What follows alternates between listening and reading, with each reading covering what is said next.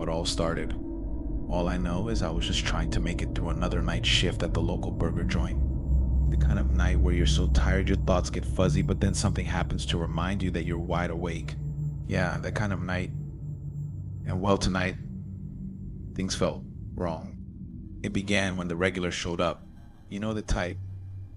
I was stuck handling the drive-thru, my headset crackling with a voice I recognized all too well. Give me a number 3 with extra sauce. Make it quick. The voice belonged to a guy we all knew as Pete. He was the kind of customer you hoped would come and go without much trouble. Unfortunately for me, he was never without trouble. That'll be $28.50, I mumbled, already sensing tonight wasn't going to be easy. Pete pulled up, grunting as he shoved a handful of greasy bills into my hand. I turned to my coworker, Mason, who'd been stuck on the late shift with me. "Does Pete ever seem off to you?" I asked.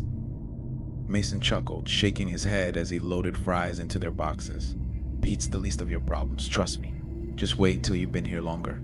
You'll see." Something in the way Mason said that sent a chill down my spine, but I brushed it off, serving Pete his food.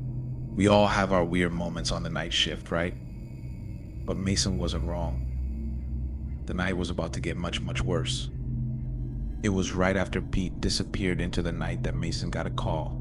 His face went pale as he stepped away, his usual laid-back demeanor replaced by something heavier. "That was my sister. My folks got in a car accident. I gotta go," he muttered, handing me the keys to the restaurant. "Listen, just follow the rules posted in the office, all right?" "Yeah, sure," I said, not really thinking twice. I was too busy worrying about Mason to notice the strange glint in his eye when he said the rules. With Mason gone, the place fell silent, except for the hum of the fryers and the occasional chirp from the drive-thru speaker. That's when I remembered what he said about the rules. I wasn't new to fast food, but rules. What kind of rules do we have that needed special attention? Curiosity got the better of me, and I wandered into the office. The list was pinned to the bulletin board, old and yellowed, like it had been there forever. My eyes skimmed over the text, but the words hit me like a punch to the gut. Rules for the night shift.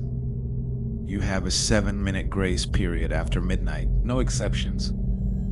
If a hooded figure knocks on the drive-thru window, do not answer. Avoid eye contact until it leaves. If Pete complains about his order, offer him a free shake. If he refuses, lock yourself in the office. No outside food or drink. If something that looks like blood seeps from the grill, clean it immediately. It's not blood. An old woman in a shawl will come in at exactly 1:10 a.m. Do not look at her for too long. She will leave if you ask her, "Where is Tony?" If a child appears and says he's lost, do not help him. He's not lost. The store closes at 2 a.m. Place 2 raw burger patties on the stove before you leave. Leave the restaurant by 2:37 a.m. Do not stay. Do not look back. I stood there for a moment staring at the list, my brain struggling to process what I just read. This had to be a joke, right? Some kind of hazing ritual for the new guy. But something in my gut told me otherwise. The drive-thru speaker crackled again, and I jumped. "Hello." "You forgot my pickles," Pete's voice growled, suddenly much closer than it should have been. I glanced up to see him, towering at the counter, his greasy face twisted into a grimace. Remembering Rule 3, I tried to keep my cool. "Sorry, Pete, how about a free shake to make up for it?" I offered, my voice shaking a little. "No," he said, as his eyes narrowed and a slow grin spread across his face. "I want my refund now." I felt the tension rise like a wave. "You already ate the food, Pete. I can't give you a refund." Pete's grin faded into something far more menacing. "Then I'll just take what's mine," he growled, stepping around the counter. Panic surged through me, and I bolted toward the office, slamming the door shut just as his heavy footsteps thundered behind me. Breathing hard, I fumbled for my phone and dialed the number scrawled at the bottom of the rule sheet. "Dave," I asked, hoping the voice on the other end could save me. "Put it on speaker," the voice ordered calmly. I did as told, holding my phone against the door. Pete Dave's voice echoed through the crackling speaker. "Leave." There was a long pause before Pete's voice came back, suddenly small and fearful. "Please, Dave, don't call my mom." "I will if you don't leave right now." Pete's footsteps retreated. I waited, listening until the door slammed shut behind him.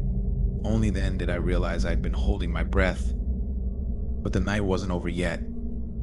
It was just past 1 in the morning when she appeared, the old woman in the shawl.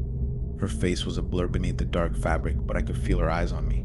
My heart raced as she approached the counter, her presence colder than anything I'd felt before. I tried to remember Rule 6.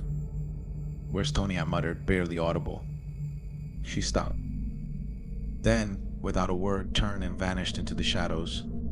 I didn't have time to process the relief before I felt the sensation of being watched. I turned slowly, scanning the empty restaurant, my nerves on edge. Nothing. The feeling didn't go away. It was like something was breathing down my neck, waiting for me to make a mistake. I darted back into the office, locking the door behind me, and that's where I stayed until my shift finally ended. The rules saved me that night, but now I'm left wondering who or what made them, and why are they needed at all?